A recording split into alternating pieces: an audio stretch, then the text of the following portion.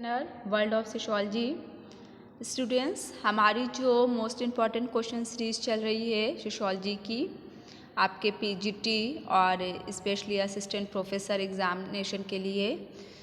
इसी सीरीज़ में हम लोगों ने 480 क्वेश्चन कर लिया है। आज हम इसी सीरीज़ को आगे बढ़ाते हुए 481 क्वेश्चन से करेंगे। जो व्यूवर्स अभी मेरे चैनल्स पर न्यू हैं और उन्होंने अभी तक चैनल को सब्सक्राइब नहीं किया है, वो चैनल को सब्सक्राइब कर लीजिए।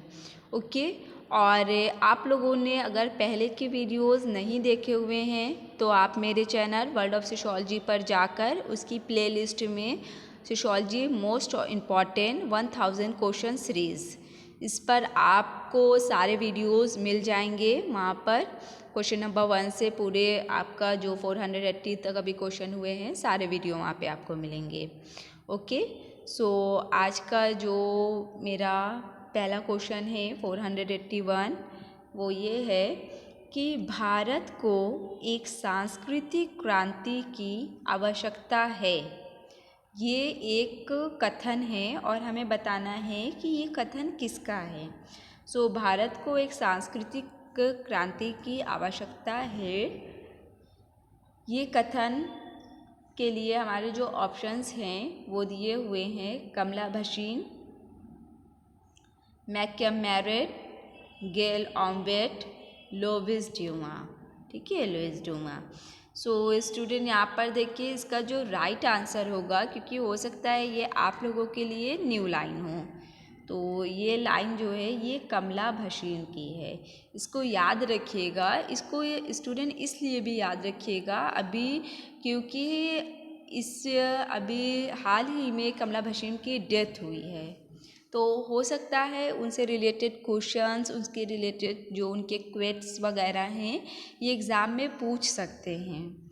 ठीक है, तो ये लाइन इनकी बड़ी फेमस लाइन है कि भारत को एक सांस्कृतिक क्रांति की आवश्यकता है। इसको आप लोग लर्न कर लीजिए। Next question number 482।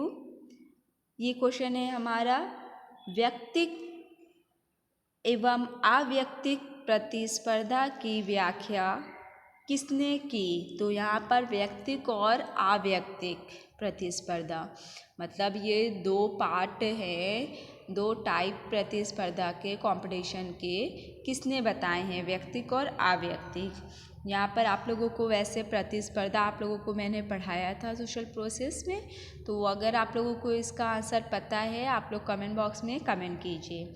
और हमारे सामने जो ऑप्शंस हैं, ऑप्शन में जो दिया हुआ है ये है मैरिल एवं एल्ड्रिज, डॉसन एवं गेटिस, ऑकबर्न तथा निमकॉफ, डी गिलिन एवं ग्लिन।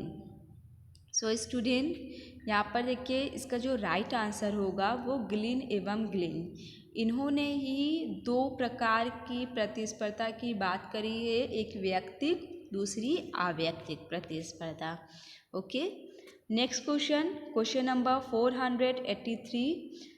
स्टूडेंट ये क्वेश्चन है हमारा, व्यक्तित्व के विकास को समझने के लिए किसने ओटिपस कॉम्प्लेक्स प्रत्यय का उपयोग किया? व्यक्तित्व के विकास को समझने के लिए, व्यक्तित्व का विकास अगर हम देखें तो ये कैसे होता है, सोशलाइजेशन के प्रोसेस के थ्रू होता है। ठीक है, विकास किस तरह, वहीं से हम लोग पढ़ते हैं व्यक्तित्व के विकास, तो उससे सोशलाइजेशन में आप लोगों ने किसी के कॉन्सेप्ट में ये वर्ड जो मैं अभी बोल रही हूँ ओटिपस कॉम्प्लेक्स प्रत्यय, इसको आप लोगों ने उस पर सुना होगा। ठीक है, तो आप लोगों को अगर रिकॉल हो पा रहा है कि कौन होगा इसमें से हमारा राइट आंसर, तो आप कमेंट बॉक्स में कमेंट कर सकते हैं। ओके, यहाँ पर हमारा जो ऑप्शन दिया हुआ है वो है E Durkheim, option B G H Mead, option C S Freud, option D C H कूले।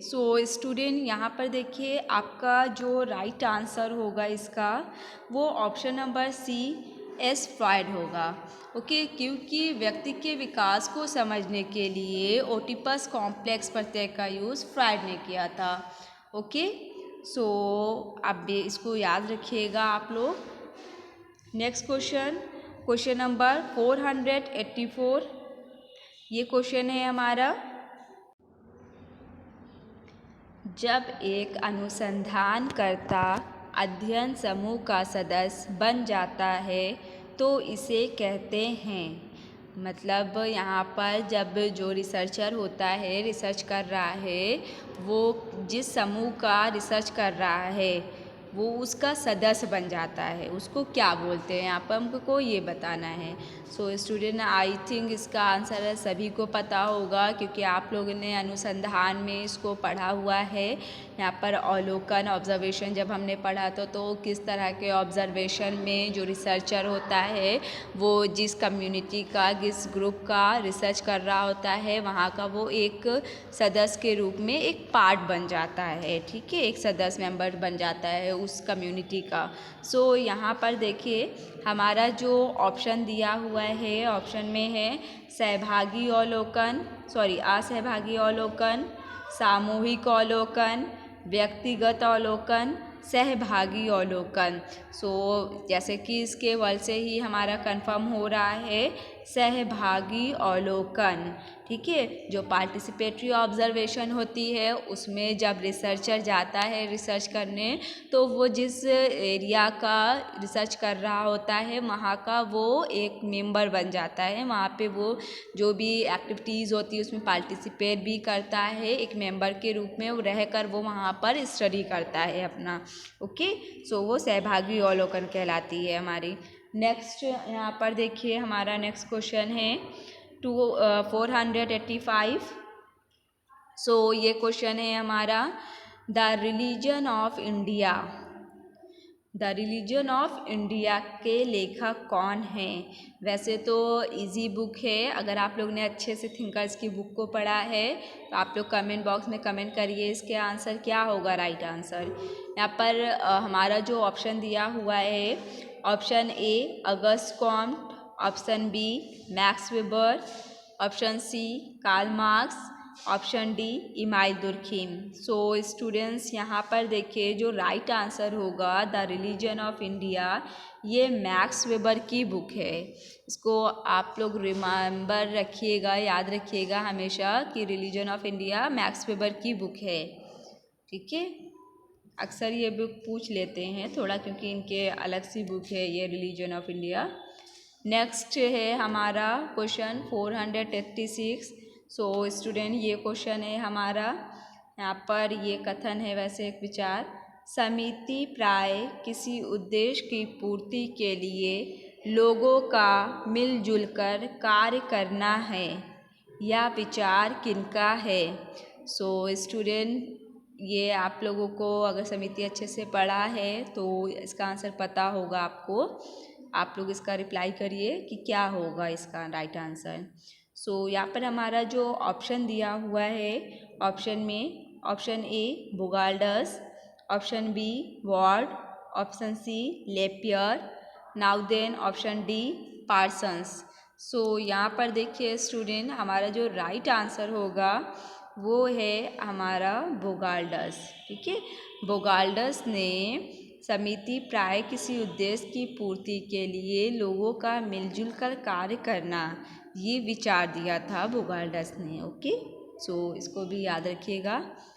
Next question है क्वेश्चन नंबर 487। सो ये क्वेश्चन है, द पोस्ट मॉडर्न कंडीशन पुस्तक किसने लिखी। द पोस्ट मॉडर्न कंडीशन की यहाँ पे बात हो रही है, वैसे ये भी टफ बुक नहीं है, इजी बुक है, आप लोगों ने इनके बारे में पढ़ा भी होगा। द पोस्ट मॉडर्न कंडीशन इनकी बुक है।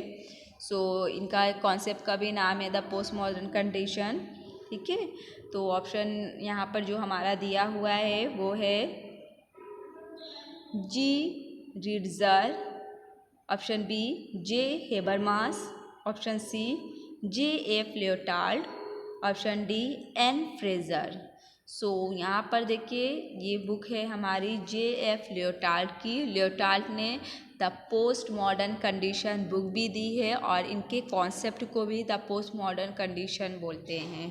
ठीक है, तो इसको ध्यान रखिएगा, ये बुक अक्सर आ जाती है एग्ज़ाम में। नेक्स्ट क्वेश्चन है क्वेश्चन नंबर 488। ये क्वेश्चन है हमारा, इनमें से किसने योग्यता तंत्र मेरिटोक्रेसी की चर्चा की है? तो योग्यता तंत्र की किसने बात करी है? यहाँ पे थिंकर दिया हुआ है, बताइए आप लोग इसको, आंसर रिप्लाई करिए जल्दी से इसका कमेंट बॉक्स में। यहाँ पर जो हमारा ऑप्शन है, option A M Tumin, option B T Parsons, option C M Young, option D Davis and Moore. Student यहाँ पर देखिए जो मेरिटोक्रेसी है, योग्यता तंत्र, उसकी बात करते हैं पीवी यंग। ठीक है, इसको याद रखिएगा क्योंकि ये हो सकता है आप में से किसी के लिए ये थोड़ा यूनिक न्यू कॉन्सेप्ट हो, तो इसको ध्यान रखिएगा। ओके, अब हमारा जो नेक्स्ट क्वेश्चन है क्वेश्चन नंबर 489। ये क्वेश्चन है, उसने सामाजिक गतिशीलता को प्रायोजित तथा प्रतियोगी में वर्गीकृत किया। स्पॉन्सर्ड और कॉन्टेस्ट में किसने इसका क्लासिफिकेशन किया था सामाजिक गतिशीलता का? तो अगर आप लोगों ने सोशल मोबिलिटी को अच्छे से पढ़ा है तो आप लोगों को पता होगा स्पॉन्सर्ड और कॉन्टेस्ट ये दो टाइप किसने बताया था सोशल मोबिलिटी का। कमेंट बॉक्स में इसका आंसर कमेंट करिए। हमारे यहाँ पर जो ऑप्शन दिया हुआ है, option A S.M. Miller, option B P. Worsley, option C R. Turner, option D P.A. Sorokin. Student यहाँ पर देखिए इसका राइट आंसर है R. टर्नर। R. टर्नर ने सामाजिक गतिशीलता को प्रायोजित और प्रतियोगी, इन्होंने दो पार्ट इसके बताए थे। ठीक है, तो इसको ध्यान रखिएगा। Next question number 490। ये क्वेश्चन है हमारा, संविधान के किस अनुच्छेद के तहत अनुसूचित जाति तथा अनुसूचित जनजाति को लोकसभा में आरक्षण दिया गया? ठीक है, SC और ST वालों को लोकसभा में आरक्षण किस अनुच्छेद में दिया गया है, यहाँ पर हमको ये बताना है। ये क्वेश्चन अक्सर एग्ज़ाम में आता है आपका, इसको ध्यान रखिएगा, क्वेश्चन अच्छे से इसको याद कर लीजिए कि ST और SC को लोकसभा में आरक्षण कब दिया गया था, किस अनुच्छेद में दिया गया था, इसको अच्छे से याद कर लीजिए आप लोग। ठीक है, क्योंकि ये हमारा जो पेपर फर्स्ट होता है अक्सर उसमें भी ये क्वेश्चन देते हैं और हमारे सोशियोलॉजी में भी ये क्वेश्चन आता है, और अदरवाइज़ ये हर तरह के एग्ज़ाम में, क्योंकि ये जनरल नॉलेज का क्वेश्चन है, हमारा GS का पार्ट होता है, तो हर तरह के एग्ज़ाम में हमारे कॉन्स्टिट्यूशन से रिलेटेड, आर्टिकल से रिलेटेड ऐसे क्वेश्चन आते ही हैं। ठीक है, यहाँ पर ऑप्शन है हमारा, ऑप्शन ए अनुच्छेद 331, अनुच्छेद 330, अनुच्छेद 335, ऑप्शन डी अनुच्छेद 230। स्टूडेंट इसका जो राइट आंसर है अनुच्छेद 330 में। ठीक है, इस अनुच्छेद के तहत SC और ST को लोकसभा में आरक्षण दिया गया था। ओके, नाउ नेक्स्ट कॉन्सेप्ट है, नेक्स्ट हमारा क्वेश्चन है 491। पैरा कम्युनिटीज़ प्रत्यय किसने दिया? ये भी इजी क्वेश्चन है हमारा, पैरा कम्युनिटीज़ प्रत्यय। यहाँ पर ऑप्शन है हमारा, option A GS Ghurye, option B Louis Dumont, option C Rudolph MM Rudolph, option D Herbert Risley. Student इसका राइट आंसर GS घुरिये होगा। पैरा कम्युनिटी की बात GS घुरिये करते हैं। ओके, इसको ध्यान रखिएगा। नेक्स्ट क्वेश्चन है क्वेश्चन नंबर 492। स्टूडेंट ये क्वेश्चन है हमारा, निम्नलिखित में से किस विचारक को समाजशास्त्र के संस्थापकों की श्रेणी में नहीं माना जाता है? संस्थापक जो फाउंडर हैं समाजशास्त्र के, उनकी कैटेगरी में कौन से विचारक नहीं आते हैं? पहले हम यहाँ पे विचारक देखेंगे कि कौन कौन से समाजशास्त्री यहाँ पर हैं हमारे thinker. Option A Herbert Spencer, तो हर्बर्ट स्पेंसर तो आते हैं। ऑप्शन बी कार्ल मार्क्स भी संस्थापक में आते हैं। ऑप्शन सी अगस्त कॉम तो हमारे समाजशास्त्र के पिता ही हैं, तो ये भी संस्थापक में आ रहे हैं। Option D Wilfred Pareto. तो स्टूडेंट यहाँ पे हमें क्वेश्चंस के ऑप्शन देखने पे क्लियर ही हो रहा है कि पैरेटो जो हैं वो हमारे समाजशास्त्र के संस्थापक की कैटेगरी में नहीं आते हैं। ठीक है, तो इस टाइप के भी क्वेश्चन दे देते हैं कभी। Next question number 493। ये क्वेश्चन है, दुबे ने जादुई क्रिया में कितने तत्व दिए? ठीक है, दुबे जो कि जादुई क्रिया की बात करते हैं, उन्होंने कितने तत्व बताए हैं इसके? यहाँ पर हमारा जो ऑप्शन दिया हुआ है, option A 4, option B 5, option C 3, option D 2। इसका जो राइट आंसर है वो ऑप्शन नंबर डी 3। जादुई क्रिया के इन्होंने 3 तत्व बताए हैं दुबे ने। ठीक है, नेक्स्ट क्वेश्चन नंबर 494। वैसे ये भी बहुत ही इजी क्वेश्चन है कि कम्युनिटी शाब्दिक दृष्टि से किन 2 लैटिन शब्दों से बना है? तो यहाँ पर हमको बताना है कि कम्युनिटी 2 भाषाओं से, 2 उससे मिलकर बना है शब्दों से, तो किन 2 शब्दों से मिलकर बना है यहाँ पर हमको ये बताना है। यहाँ पर हमारा जो ऑप्शन नंबर ए है वो है community plus munity. Option B com plus immunities. Option C cum plus monies. Option D com plus munis. यहाँ पर देखिए कम्युनिटी जो 2 वर्ड से मिलकर बना है वो ऑप्शन नंबर डी राइट होगा, कॉम प्लस म्यूनिस। ओके, इसको ध्यान रखिएगा। नेक्स्ट क्वेश्चन हमारा 495 है। ये क्वेश्चन है, हिंदू उत्तराधिकारी संशोधन अधिनियम वर्ष में पारित हुआ? तो ये किस वर्ष पारित हुआ था हिंदू उत्तराधिकारी संशोधन अधिनियम? ठीक है, उत्तराधिकारी नियम है जो उसका संशोधित रूप आया था वो किस सन में आया था, यहाँ पे हमको ये बताना है।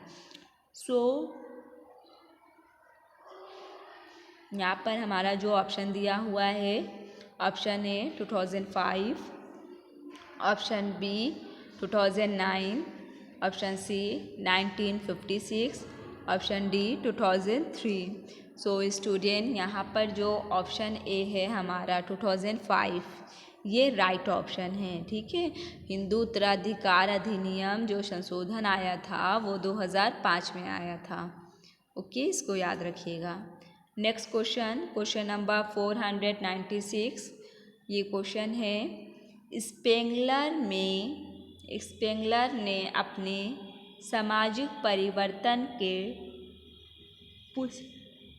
पुष्टि के लिए विश्व की कितनी भाषाओं का अध्ययन किया?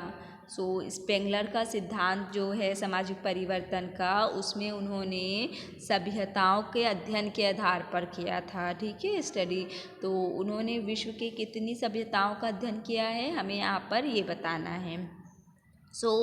ऑप्शन है हमारा, option A 4, option B 8, option C 5, option D 10। इसका जो राइट आंसर होगा वो ऑप्शन नंबर बी, 8 सभ्यताओं का स्पेंगलर ने अध्ययन किया था। ठीक है, इसको ध्यान रखिएगा। ये क्वेश्चन अक्सर ये क्वेश्चन हमारा पूछा जाता है। Next question 497। ये क्वेश्चन है, विषय को याद करने हेतु विद्यार्थी एक प्रक्रिया का उपयोग करता है जिसमें वह समय के साथ सूचनाओं की अचेतनात्मक पुनरावृत्ति करता है। यह प्रक्रिया कहलाती है।